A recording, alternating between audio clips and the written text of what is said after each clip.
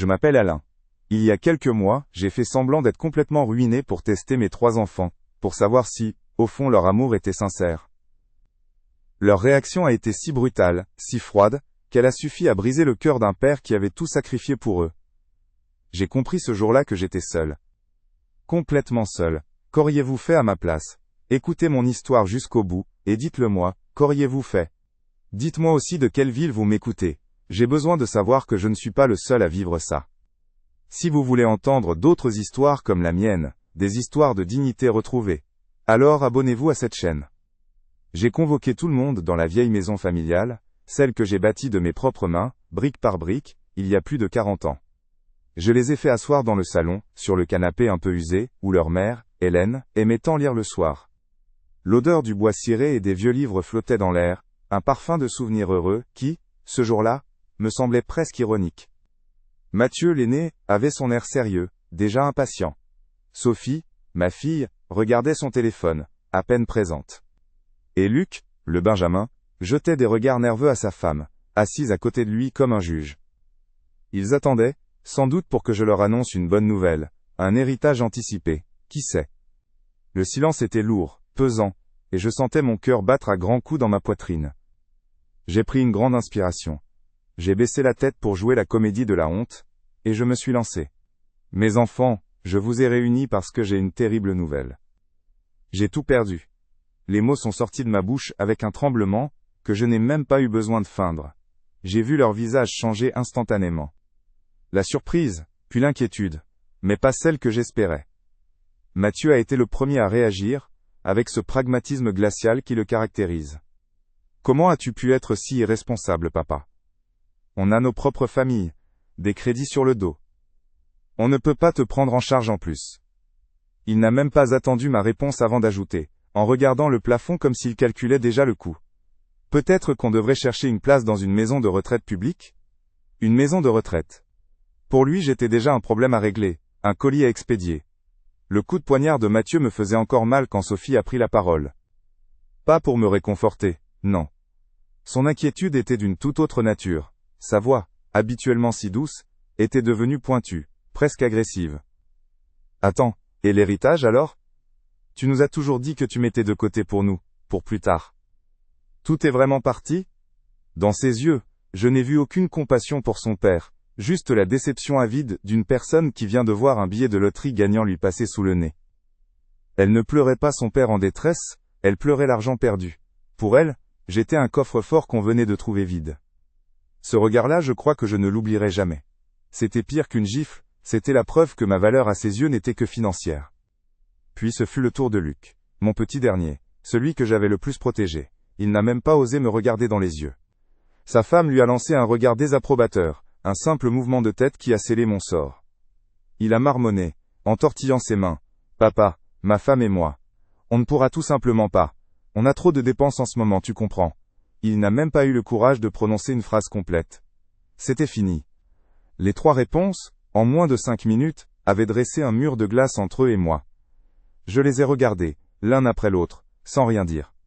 Mon cœur, qui avait espéré une lueur d'humanité, s'est brisé en 1000 morceaux. Mais dans les ruines de ma tristesse, une décision froide et dure. Comme l'acier commençait à se former. Je n'ai pas pleuré. J'ai simplement hoché la tête, en silence. Le silence qui a suivi leur départ était plus assourdissant que n'importe quel cri. Assis là, seul dans mon salon, les visages de mes enfants se superposaient aux fantômes de mon passé. Je ne suis pas né avec une cuillère en argent dans la bouche, non. Je viens d'un petit village où l'on apprenait la valeur du travail, avant même de savoir lire. Je débarquais en ville à 18 ans, avec pour seul bagage une valise en carton et des mains prêtes à tout construire. Je me souviens de ces premières années, la solitude des chambres de bonne, le froid des hivers, mais aussi cette rage de m'en sortir, de bâtir quelque chose de solide. Pas pour moi, je n'ai jamais eu de grands besoins. C'était déjà pour eux, pour ces enfants qui n'existaient encore que dans mes rêves. Mon premier chantier, je m'en rappelle comme si c'était hier, le poids des sacs de ciment, la poussière qui colle à la peau, le soleil qui tape sur la nuque. Mes mains, regardez-les, elles racontent cette histoire. Elles sont pleines de cicatrices, de callosité. Chaque creux, chaque ride, c'est une brique posée, un mur monté, un toit achevé. J'ai commencé comme simple manœuvre, puis je suis devenu maçon, et à force de travail, chef de chantier. Je n'ai jamais compté mes heures. Je partais avant le lever du soleil, et je rentrais bien après son coucher. Je voulais qu'ils aient tout ce que je n'avais pas eu. Une chambre chaude, des livres, des études. Je voulais leur construire un avenir à l'abri du besoin, un avenir où leurs mains resteraient douces.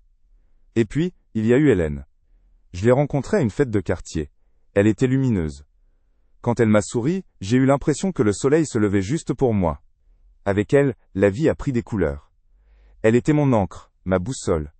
Elle comprenait mes silences, elle devinait mes fatigues. Elle ne voyait pas le simple ouvrier couvert de plâtre, elle voyait l'homme qui se battait pour construire un foyer. C'est elle qui a transformé mes 4 murs en une maison, c'est elle qui a mis de la chaleur et des rires, là où il n'y avait que du béton.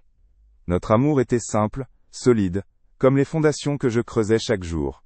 Elle était le ciment de ma vie, celle qui tenait tout ensemble. Quand Mathieu est né, j'ai cru que mon cœur allait exploser de fierté. Ce petit être, si fragile dans mes bras rugueux, je me souviens l'avoir regardé dormir pendant des heures dans son berceau. Je lui avais fait une promesse silencieuse, une promesse d'homme. Je lui ai juré qu'il ne connaîtrait jamais la faim, ni le froid, ni la peur du lendemain. Pour lui, j'ai redoublé d'efforts. J'ai commencé à prendre des petits chantiers le week-end, à rénover des appartements pour des gens plus riches. L'argent que je gagnais en plus, je ne le touchais pas. Il allait directement sur un compte, pour les études de Mathieu. C'était mon obsession, ma motivation. Il serait le premier de la famille à aller à l'université. Puis Sophie est arrivée, ma petite princesse. Un amour différent, plus doux, plus protecteur. Avec elle, j'ai découvert une tendresse que j'ignorais posséder. Je me souviens d'un de ses anniversaires, elle devait avoir 6 ans. Elle voulait un vélo rouge, un vélo qui brillait. Il coûtait cher, trop cher pour notre budget. Hélène me disait d'être raisonnable, mais je ne pouvais pas. J'ai travaillé 3 week-ends de suite, de nuit, sur un chantier de démolition. Un travail éreintant. Mais quand j'ai vu ses yeux s'illuminer devant ce vélo rouge, toute ma fatigue a disparu. Son bonheur valait toutes les heures de sommeil perdues. C'était si simple à l'époque. Son sourire était ma plus belle paye. Et enfin, Luc le petit dernier. Notre famille était au complet. La maison était pleine de vie, de cris, de courses dans les couloirs. C'était un chaos joyeux. Je rentrais le soir, épuisé, mais mes 3 enfants qui se jetaient sur moi pour m'accueillir, c'était mon remède. Luc était le plus câlin, le plus sensible. Je le voyais comme le prolongement de ma jeunesse, celui qui aurait peut-être une vie plus facile, plus artistique. Je l'ai protégé, peut-être trop. J'ai tout fait pour lui éviter les difficultés, les déceptions. Je voulais qu'il garde son innocence le plus longtemps possible. Je pensais bien faire. Je pensais que le protéger, c'était lui montrer mon amour. Cette maison, celle où je vous parle, je l'ai bâtie de A à Z. J'ai choisi chaque brique, j'ai coulé chaque dalle de béton.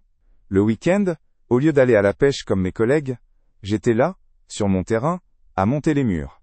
Hélène venait m'apporter le déjeuner, et les enfants jouaient au milieu des tas de sable. C'était notre projet, notre forteresse. Le jour où nous avons posé la dernière tuile, Hélène m'a pris dans ses bras et m'a dit, les larmes aux yeux, « Alain, que cette maison soit toujours le refuge de notre famille. Un lieu où l'on se retrouve, dans la joie comme dans l'épreuve. » Cette phrase résonne en moi aujourd'hui, avec une ironie cruelle. L'épreuve est là, mais le refuge est vide. Je me souviens du jour où Mathieu nous a annoncé qu'il était accepté dans une grande école de commerce. La fierté que j'ai ressentie, c'était immense. Mais les frais de scolarité étaient exorbitants. C'était bien au-delà de nos moyens. Hélène était inquiète, mais j'ai refusé de baisser les bras. J'avais une vieille voiture, une Peugeot 404, ma seule petite fierté personnelle. Je l'entretenais avec amour. Je l'ai vendue, sans hésiter. Et j'ai pris un deuxième travail, de nuit, comme gardien de parking. Pendant 2 ans, je ne dormais que 4 heures par nuit. Mathieu n'a jamais su. Pour lui, l'argent est simplement apparu sur le compte. Je ne voulais pas qu'il se sente redevable. Je voulais juste qu'il réussisse. Pour le mariage de Sophie, c'était pareil. Elle rêvait d'une grande fête, d'une belle robe, d'un traiteur réputé. Elle nous montrait des photos dans les magazines, les yeux pleins d'étoiles. Avec Hélène, nous avions une petite épargne, mise de côté sou après sou pendant 20 ans. C'était notre filet de sécurité, pour nos vieux jours, pour un coup dur. Nous n'avons pas hésité une seconde, nous avons tout retiré. La joie de notre fille n'a pas de prix, me disait Hélène, on lui a offert le mariage de ses rêves. Quand je l'ai vue, si belle et si heureuse, marcher vers l'autel, je me suis dit que c'était le meilleur investissement de notre vie. Nous, on se serrait la ceinture, ce n'était pas grave. Avec Luc, les sacrifices étaient différents, plus quotidiens, ce n'était pas de l'argent mais du temps. Mon temps, le peu que j'avais. Je rentrais crevé du chantier, mais s'il avait besoin d'aide pour ses devoirs, je m'asseyais avec lui. Le dimanche, mon seul jour de repos, je le passais sur le bord d'un terrain de foot, sous la pluie ou en plein soleil, juste pour le voir jouer. Il voulait apprendre la guitare, je lui ai payé des cours. Il voulait un ordinateur dernier cri, je me suis privé pour lui offrir. Je ne lui ai jamais rien refusé. J'ai toujours pensé que mon rôle de père était de combler leurs désirs, de leur aplanir le chemin. Je n'ai jamais demandé un merci. Leur bonheur était ma seule récompense. Hélène était le cœur de tout ça. C'est elle qui enseignait les vraies valeurs, le respect, la compassion, l'importance de la famille. Moi j'étais le bras, celui qui travaillait dur pour fournir le matériel. Elle était l'âme, celle qui nourrissait leur esprit.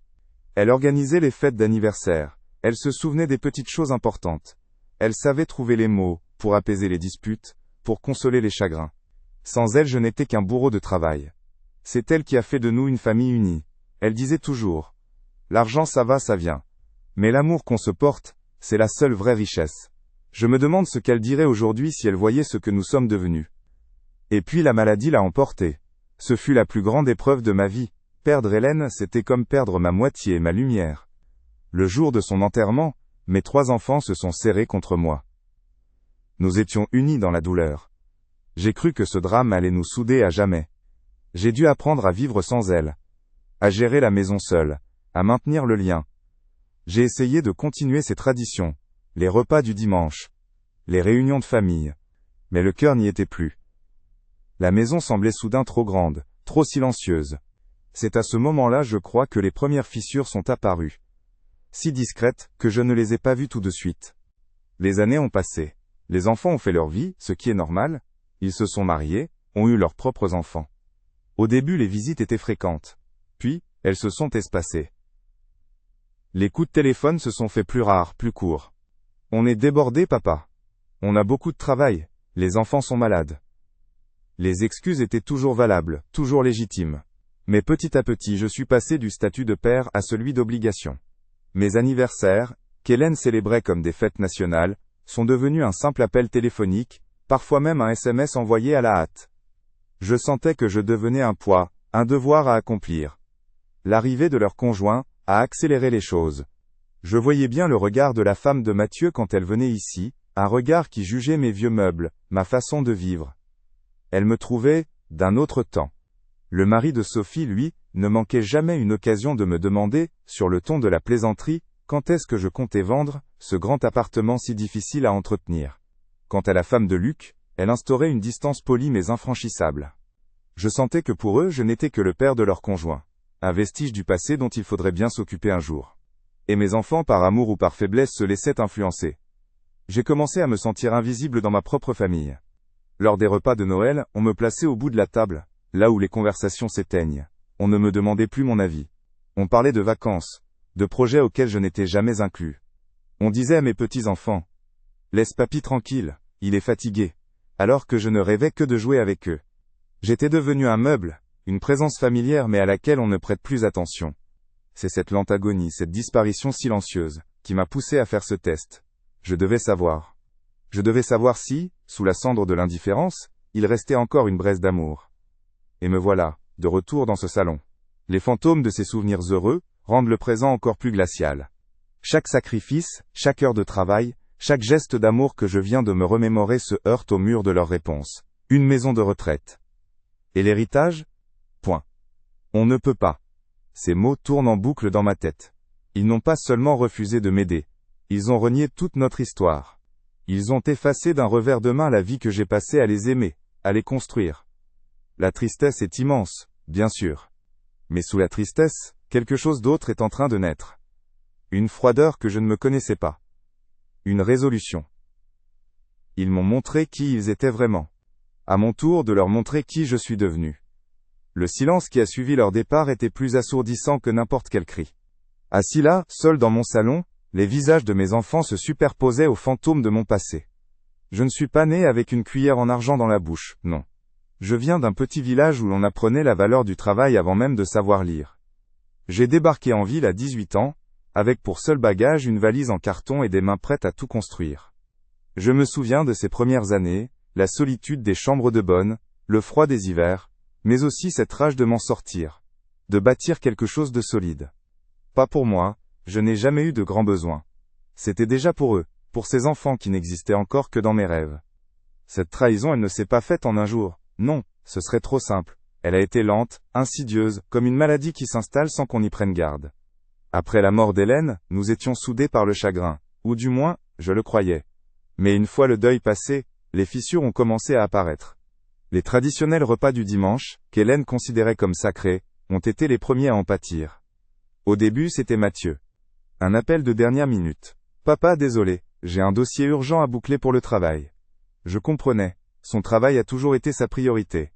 Mais ensuite, c'est devenu une habitude. La table, autrefois si animée, commençait à avoir des chaises vides. Chaque chaise vide était comme un petit reproche silencieux. Puis, l'influence de leur conjoint s'est faite plus pesante. La femme de Mathieu, Catherine, n'a jamais caché qu'elle me trouvait démodée. Quand elle venait, elle passait son doigt sur mes meubles en soupirant, comme si la poussière de ma maison était une offense personnelle.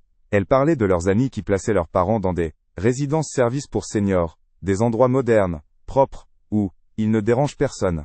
Elle ne me le disait pas directement, mais le message était clair. J'étais le passé, un obstacle à leur vie moderne et bien rangée. Mathieu, qui autrefois m'admirait, ne disait rien. Il la laissait parler, baissant les yeux, comme s'il était d'accord. Sophie, ma fille, a changé elle aussi.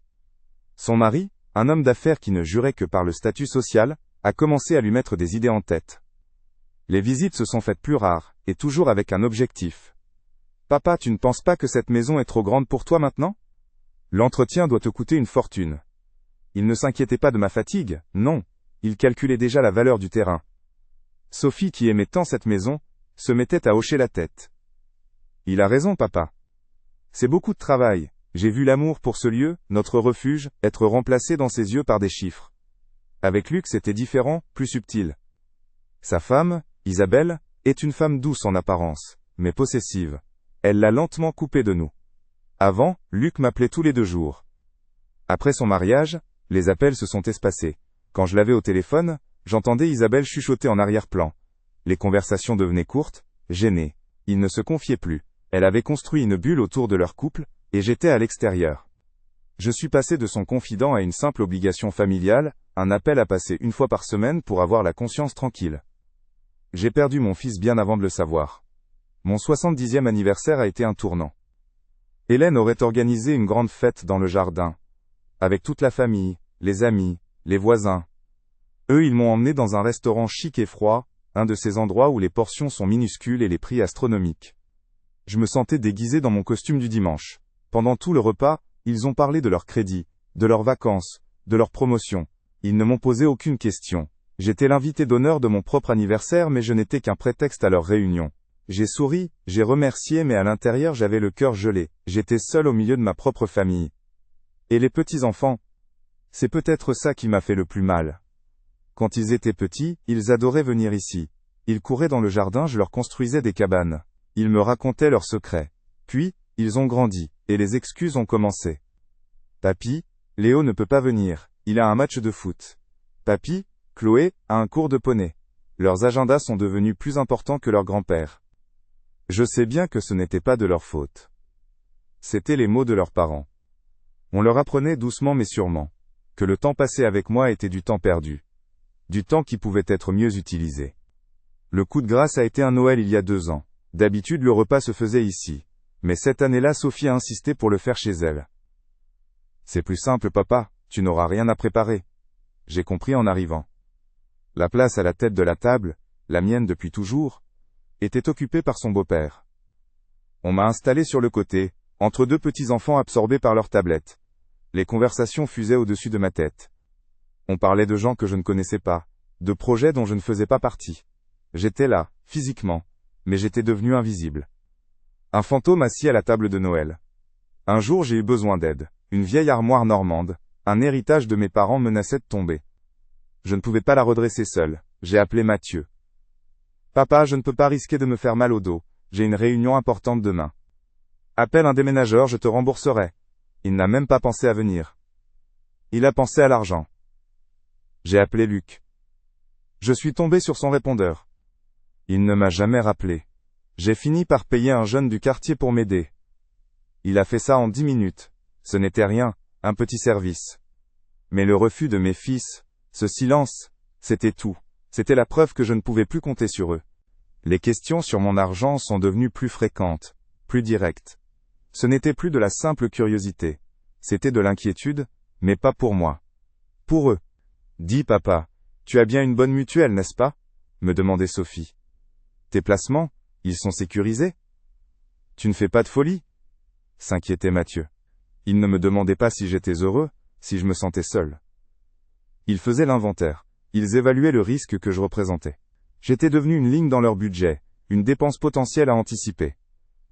Leur amour s'était transformé en gestion de patrimoine. Parfois, je les entendais parler de leurs beaux-parents. La mère de Catherine, la femme de Mathieu, passait un mois chez eux chaque été. Le père d'Isabelle, la femme de Luc, partait en vacances avec eux. Ils en parlaient comme si c'était normal, une joie. On a passé un super week-end avec mes parents, disait Sophie, en parlant de sa belle famille. Et moi? Pourquoi cette différence de traitement? Étais-je un père moins aimant? Avais-je moins fait pour eux? Cette comparaison me rongeait. Je n'étais pas seulement mis de côté, j'étais traité comme un citoyen de seconde zone dans ma propre famille. L'excuse la plus blessante, c'était celle de ma fatigue. Une excuse qu'ils utilisaient pour m'écarter poliment.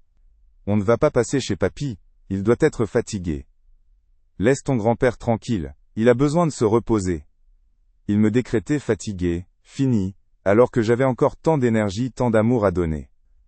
C'était une façon de me mettre à la retraite de mon rôle de grand-père, de me ranger sur une étagère comme un vieil objet, dont on ne sait plus quoi faire. Il ne me voyait plus comme un homme, mais comme un vieillard. Et le pire, c'est qu'à force de l'entendre, je commençais presque à le croire. J'ai tenté une dernière fois de briser la glace. J'ai appelé Sophie, pour lui parler de sa mère, pour évoquer un souvenir heureux de son enfance. Sa réaction a été glaciale. Elle a regardé sa montre, mal à l'aise. Papa, c'est gentil mais il faut aller de l'avant. On ne peut pas vivre dans le passé. Vivre dans le passé. Notre histoire commune, les sacrifices, les rires, les larmes, tout ça, c'était donc le passé? Un fardeau dont il fallait se débarrasser pour aller de l'avant? Ce jour-là, j'ai compris qu'elle n'avait pas seulement coupé les ponts avec moi, mais avec tout ce que nous avions été. L'été suivant, ils sont tous partis en vacances ensemble en Italie. Mathieu, Sophie, Luc, avec leurs conjoints et leurs enfants. Ils ont même emmené les parents de Catherine. Tous, sauf moi. Je l'ai appris en recevant une carte postale une semaine plus tard. Une photo de tous, souriants, bronzés, devant un monument célèbre. Au dos, quelques mots banals. Grosse bise d'Italie. On pense bien à toi. Ils pensaient à moi. La carte m'a fait l'effet d'une gifle. Ce n'était pas un oubli. C'était un message. La nouvelle famille était formée. Et je n'en faisais plus partie. J'ai posé la carte sur la cheminée et je l'ai regardée pendant des heures. La phrase qui a tout fait basculer est venue de la femme de Luc, Isabelle. C'était lors d'un de leurs rares passages à la maison. Ils parlaient d'acheter une maison plus grande, de leurs difficultés financières. À un moment, elle a soupiré et a dit, en me jetant un regard furtif, si seulement on n'avait pas à s'inquiéter pour l'avenir, personne n'a relevé, mais j'ai compris. L'avenir dont elle parlait, c'était moi. Ma vieillesse, ma potentielle dépendance. J'étais l'inquiétude, le nuage noir dans leur ciel bleu. Je n'étais plus un père, j'étais un problème à venir, une charge financière future. Le dernier repas de famille avant mon test a été une mascarade. J'ai observé leur visage, leur sourire forcé, leurs conversations vides. Ils parlaient de la pluie et du beau temps, mais leurs yeux étaient fuyants. Il n'y avait plus de chaleur, plus de complicité. Juste de la gêne et de l'impatience. Ils attendaient que le temps passe pour pouvoir retourner à leur vraie vie. La vie dans laquelle je n'avais plus ma place.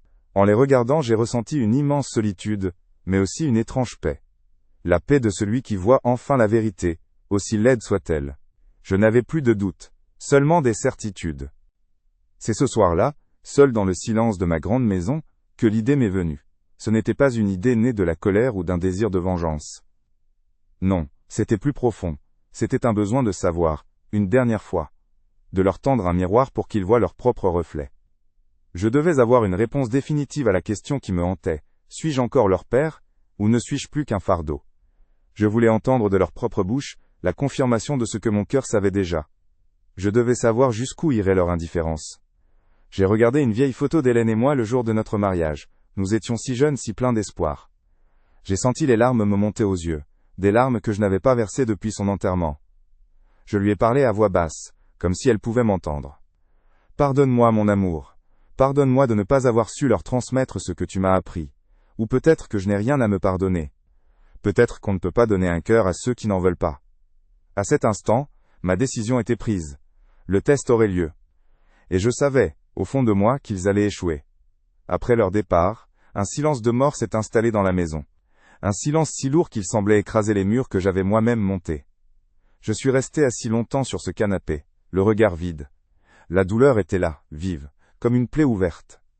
Mais à travers la brume de mon chagrin, une autre sensation a commencé à poindre. Ce n'était pas de la colère, non. C'était une sorte de clarté froide, presque clinique. Je regardais mes mains, ces mains qu'ils avaient toujours vues, comme celles d'un simple ouvrier, bonnes à porter des sacs de ciment et à tenir une truelle. Pour eux, j'étais Alain, le maçon. Un homme simple, un peu naïf, qui ne comprenait rien au monde complexe de la finance et des affaires. Ils m'ont toujours sous-estimé, mes enfants. Ils voyaient ma vie modeste, ma vieille voiture, mes vêtements usés, et ils en concluaient que j'étais un homme limité, incapable de voir plus loin que le bout de mon chantier. Ils me parlaient de leur placement, de leur stratégie d'investissement, avec une condescendance polie, comme on explique une chose compliquée à un enfant. Mathieu, avec ses airs de grand patron, Sophie, avec ses calculs d'héritage, et même Luc, si facilement influencé. Ils pensaient tous avoir affaire à un pauvre type, un brave homme un peu dépassé par les événements, qui n'avait réussi qu'à mettre de côté quelques sous pour sa retraite. Leur mépris n'était pas seulement affectif, il était intellectuel. Ils me croyaient bête. Ce qu'ils n'ont jamais su, ce qu'ils n'ont jamais pu imaginer, c'est que ces mains calleuses n'ont pas seulement bâti des murs de briques. En silence, pendant qu'ils grandissaient, ces mains ont aussi bâti un empire. Un petit empire secret, invisible à leurs yeux. Pendant qu'ils me croyaient en train de compter mes centimes, je jouais une partie bien plus longue, bien plus complexe. Leur réaction d'aujourd'hui n'a fait que confirmer la sagesse de ma plus grande décision, une décision que j'ai prise il y a plus de 30 ans avec leur mère, Hélène. Une décision qui change tout, absolument tout. Tout a commencé à la fin des années 80. Il y avait une petite crise à l'époque, les gens avaient peur, ils vendaient leurs biens pour une bouchée de pain. Moi sur les chantiers j'entendais les conversations. Je voyais la ville s'étendre. Je sentais la direction du vent. Alors que tout le monde se débarrassait de ce qui semblait inutile, j'ai commencé à acheter. Pas de grandes choses, non. Des petites parcelles, discrètement. Avec le peu d'argent que je mettais de côté grâce à mes chantiers du week-end, j'ai commencé mon projet secret. Je n'en ai jamais parlé à personne, sauf à Hélène. Mon flair d'homme du bâtiment me disait où regarder. J'ai acheté des terrains que personne ne voulait. Des friches en périphérie de la ville, des parcelles agricoles jugées sans avenir, des terrains en pente que les promoteurs dédaignaient. Pour eux c'était des cailloux. Pour moi c'était des graines que je plantais pour le futur. Je me souviens des moqueries d'un notaire. Qu'est-ce que vous allez faire avec ça, Alain? Faire pousser des chèvres? Je souriais et je signais. Je savais que les villes ne peuvent pas s'étendre à l'infini vers le ciel, elles finissent toujours par s'étaler sur les côtés. En plus des terrains, j'ai investi dans la pierre, mais pas celle qui brille. J'ai acheté des petits appartements dans de vieux immeubles du centre-ville qui menaçaient ruine. Des chambres de bonne sous les toits, des studios minuscules que les propriétaires voulaient vendre en urgence pour éviter les frais de rénovation. Je les rachetais pour presque rien. Je passais mes soirées et mes dimanches à les retaper moi-même, discrètement. Un peu de plomberie par-ci, un coup de peinture par-là. Je les remettais en état et je les louais pour des loyers très modestes à des étudiants ou des jeunes travailleurs. Pour gérer tout ça, j'avais un complice. Mon plus vieil ami Bernard, un petit comptable à la retraite aujourd'hui, aussi discret et fiable que moi. C'était notre secret. Il s'occupait de la paperasse, des contrats de location, de la collecte des loyers. Il plaçait l'argent dans des comptes spécifiques, loin des regards curieux. Personne ne savait. Mes enfants voyaient leur père rentrer fatigué du chantier, ils ne voyaient pas l'investisseur qui passait ses nuits à étudier les plans cadastraux de la ville. Ils voyaient la sueur, pas la stratégie.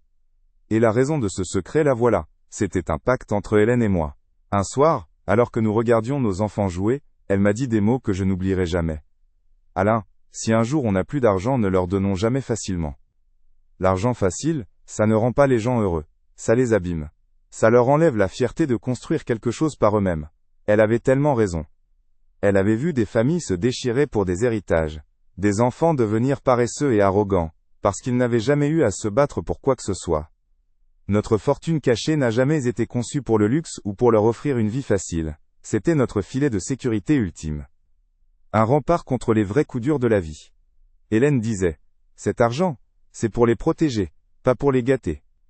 On l'utilisera si l'un d'eux tombe gravement malade, ou s'ils font face à une véritable injustice. Mais pas pour leurs caprices. Pas pour leur maison plus grande, ou leur voiture plus belle. Nous voulions qu'ils apprennent la valeur du travail, la dignité de gagner sa vie, les leçons que nous avions nous-mêmes apprises à la dure. L'ironie est cruelle. Pendant que je vendais ma vieille Peugeot pour payer l'école de Mathieu, un de mes terrains prenait une valeur folle parce qu'une nouvelle ligne de tramway allait passer juste à côté. Pendant que nous vidions notre compte épargne pour le mariage de Sophie, les loyers de mes petits appartements remboursaient déjà plusieurs fois notre sacrifice. Je continuais à vivre simplement, non pas par nécessité, mais par principe. Et cette simplicité ils l'ont interprétée comme un échec, une preuve de mon incapacité à réussir comme eux. Leur mépris pour ma façon de vivre était palpable. Les petites piques sur ma vieille chemise, les soupirs exaspérés de mes belles-filles devant mes meubles rustiques. Tout cela n'était que le reflet de leur propre vision du monde, une vision où la valeur d'un homme se mesure à ce qu'il possède et à ce qu'il montre. Ils n'ont jamais compris que le plus grand luxe, c'est de ne pas avoir besoin de prouver quoi que ce soit. Ils n'ont jamais soupçonné que le vieux maçon qu'ils regardaient de haut était assis sur une fortune qu'ils ne pouvaient même pas imaginer. Il y a 2 mois, j'ai demandé à Bernard de faire une évaluation complète de tous mes actifs, juste pour savoir, les terrains vagues en périphérie? Ils sont aujourd'hui en plein cœur de zones résidentielles très recherchées. Les petites chambres de bonne dans les vieux quartiers? Ces quartiers sont devenus branchés, gentrifiés, et les appartements valent une fortune. Bernard m'a appelé, la voix tremblante. Après 30 ans de gestion silencieuse, la valeur totale de mon patrimoine immobilier, net de tout impôt, s'élève à un peu plus de 4 millions d'euros. Assis dans mon salon, après leur départ, je ressens une étrange sensation de pouvoir. Ce n'est pas de la joie, ni de la fierté, c'est un calme glacial. Eux, ils m'ont jugé, condamné et abandonné pour une faillite imaginaire. Ils ont refusé de m'accueillir, de me tendre la main. Ils ont parlé de maisons de retraite publiques, comme on se débarrasse d'un vieux meuble encombrant. Le père, ruiné, était un fardeau. Mais le père millionnaire? Qu'auraient-ils fait s'ils avaient su? Leur amour, leur respect, leur sollicitude auraient-ils subitement fait leur apparition? La question seule me donne la nausée. Je comprends maintenant que leur réaction n'était pas seulement un manque d'amour. C'était la sentence finale d'un procès qu'ils me faisaient depuis des années. Le procès de ma prétendue incompétence. En me déclarant ruiné, je leur ai offert l'occasion de confirmer leur jugement. Le vieux a mal géré, il a échoué. Mais je n'ai pas échoué. J'ai réussi au-delà de toutes leurs espérances, mais pas de la manière qu'ils attendaient. Ma plus grande réussite n'est pas l'argent que j'ai accumulé, mais la lucidité que leur cupidité vient de m'offrir. Je pense à Hélène. Je sens sa présence à mes côtés. Elle aurait eu le cœur brisé, comme moi. Mais elle aurait aussi compris. Elle aurait su que donner cet argent à des enfants qui ont prouvé leur indignité serait la pire des trahisons envers nos valeurs, envers tout ce en quoi nous avons cru. Cet argent n'est pas un trésor, c'est une responsabilité. Et je ne peux pas le confier à des mains qui ne connaissent que l'avidité et l'égoïsme. Ce serait souiller sa mémoire et tout ce que nous avons construit ensemble. La décision est prise, la douleur est toujours là, mais elle n'est plus paralysante. Elle est devenue un moteur. Un carburant froid et efficace. Je ne suis plus la victime de leur indifférence. Je suis l'architecte de la suite. Je reprends le contrôle, non pas pour me venger mais pour rendre justice. Une justice silencieuse, réfléchie et définitive. Je saisis mon vieux téléphone posé sur la table. Je cherche un numéro dans mon répertoire. Celui de Bernard. Il est temps de mettre le plan à exécution. Le vrai plan. Le premier appel a été pour Bernard. Ma voix était calme, sans un tremblement. Bernard, c'est Alain. C'est le moment. Lance la procédure. Ventoux. Il n'a pas posé de questions. Il a juste dit. J'attendais ton appel. Je lui ai demandé de commencer par la maison familiale. Ce lieu, qui devait être notre refuge, n'était plus qu'un mausolée rempli de souvenirs amers. Le vendre, ce n'était pas un acte de colère, c'était une nécessité, comme on arrache un pansement sur une plaie, pour qu'elle puisse enfin commencer à cicatriser. Je ne voulais pas de confrontation, pas de drame. Je voulais juste que le silence de mon départ soit aussi assourdissant que leur indifférence l'avait été. Je coupais les ponts, mais je le faisais proprement, comme un bon ouvrier qui démolit un mur pour reconstruire quelque chose de plus sain ailleurs. Chaque brique vendue serait une chaîne de moins à mon passé. La semaine suivante, j'étais dans le bureau d'un notaire, un homme que Bernard m'avait recommandé. J'ai rédigé mon Nouveau Testament. Ce fut l'acte le plus libérateur de ma vie. Mes enfants n'y figuraient plus. Non pas par haine, mais par logique. Ils avaient prouvé que l'héritage était pour eux une fin en soi, pas un moyen. Alors j'ai décidé de donner un sens à cet argent, un sens qu'Hélène aurait approuvé. Une part considérable de ma fortune ira à la création d'une fondation au nom de ma femme, pour soutenir l'orphelinat où elle a été bénévole pendant des années. Je l'imaginais, souriante, regardant ses enfants avoir une chance qu'elle n'avait jamais eue. Cet argent, gagné à la sueur de mon front, ne servirait pas à acheter des voitures de luxe, mais à construire des avenirs. C'était la plus belle justice que je pouvais rendre à la mémoire de notre amour. Mais je n'ai pas oublié mes petits-enfants. Je ne pouvais pas les punir pour les fautes de leurs parents. C'est pourquoi j'ai créé un fonds fiduciaire, un compte bloqué pour chacun d'eux. Cet argent leur sera exclusivement réservé pour financer leurs études, leur premier logement, le démarrage de leur vie d'adulte. Mais j'ai ajouté une clause, une seule, écrite en lettres capitales dans le contrat. Leurs parents, Mathieu, Sophie et Luc, n'auront jamais, sous aucun prétexte, le droit de gérer, de toucher, ou même de conseiller sur l'utilisation de ces fonds. Bernard sera l'unique administrateur jusqu'à leur majorité. Je ne leur laissais pas un héritage, je leur offrais une protection. Une protection contre la cupidité même qui avait détruit notre famille. Je leur donnais les outils pour construire leur vie, mais je m'assurais que leurs parents ne pourraient pas les voler. Pendant que Bernard s'occupait des ventes, j'ai fait mes valises. Pas grand-chose. Quelques vêtements, mes outils, les photos d'Hélène, et une petite boîte en bois contenant ses lettres. J'ai vendu la grande maison et, avec une infime partie de l'argent, j'ai acheté un petit pavillon au bord de la mer, en Bretagne. Un endroit simple, avec un petit jardin pour faire un potager et une vue sur l'océan. Je n'ai laissé aucune adresse. Je n'ai dit au revoir à personne. Un matin, j'ai fermé la porte de mon ancienne vie. Et je suis parti. Je n'ai ressenti ni tristesse, ni regret. Juste un immense soulagement. Le poids de leurs attentes, de leurs jugements, de leur indifférence, tout s'est envolé. J'étais enfin libre. Libre d'être simplement Alain, un vieil homme qui voulait juste un peu de paix. Aujourd'hui je me réveille avec le bruit des vagues, pas avec le silence de la solitude. Je ne sais pas comment mes enfants ont appris la nouvelle. Peut-être en voyant le panneau « à vendre » devant la maison de leur enfance. Peut-être par une lettre froide du notaire. Peu importe. Leur réaction ne m'intéresse plus. Ma justice n'a pas été une vengeance, mais une affirmation. L'affirmation que ma vie, mon travail, mes sacrifices avaient plus de valeur que leur avidité. Ma vraie richesse, ce n'est pas le montant sur mon compte en banque. C'est cette paix que je ressens en regardant la marée monter. C'est la dignité d'un homme qui, à la fin de sa vie, a choisi de s'honorer lui-même, en silence. Et ça, personne ne pourra jamais me l'enlever. Si vous connaissez quelqu'un qui a besoin d'entendre ce genre d'histoire, partagez cette vidéo. Et abonnez-vous pour plus de récits de dignité et de leçons de vie. Comme celle-ci.